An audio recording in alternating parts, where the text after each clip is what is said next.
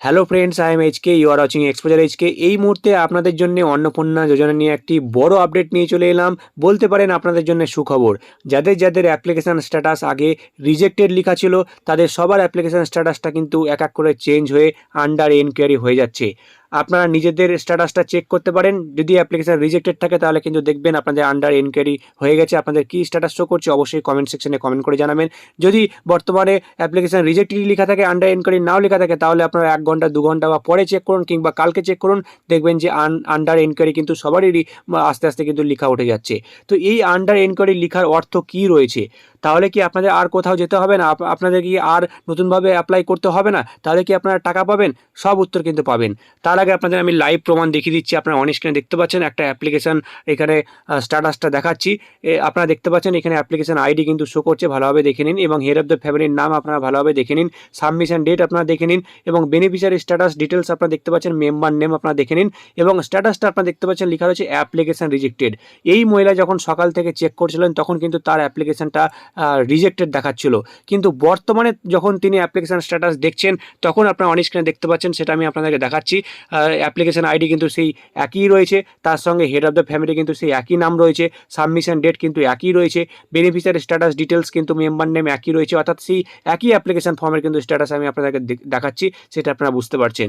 এবং অ্যাপ্লিকেশান স্ট্যাটাসটা আপনারা দেখতে পাচ্ছেন চেঞ্জ হয়ে আন্ডার এনকোয়ারি লেখা উঠে গেছে, অর্থাৎ আগে ছিল অ্যাপ্লিকেশান রিজেক্টেড, সেটা এখন চেঞ্জ হয়ে গেছে আন্ডার এনকোয়ারি। শুধু এই মহিলার নয়, আরও অনেক মহিলার কিন্তু এই একই রকম অ্যাপ্লিকেশান রিজেক্টটা চেঞ্জ হয়ে আন্ডার এনকোয়ারি হয়ে যাচ্ছে, এবং এটা আপনাদের জন্য একটা খুশির খবর আপনারা বলতে পারেন। তার কারণ এত মহিলার অ্যাপ্লিকেশান রিজেক্টেড হতে পারে না।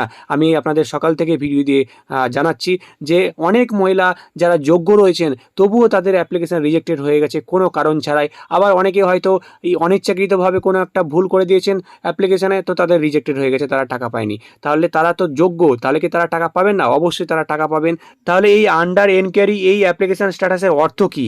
তো দেখুন, এর অর্থ হচ্ছে আপনাদের অ্যাপ্লিকেশান আবারও ভেরিফিকেশান করা হবে, আবারও এনকোয়ারি করা হবে। দরকার পড়লে বাড়ি বাড়ি এবার গিয়ে কিন্তু ভেরিফিকেশান হবে, বাড়ি বাড়ি গিয়ে এনকোয়ারি হবে, এবং আপনি যে সমস্ত ডিটেলসগুলো দিয়েছেন সেই ডিটেলসগুলো কিন্তু আবার তারা ভালোভাবে চেক করবে, সমস্ত ডকুমেন্টস তারা দেখবে।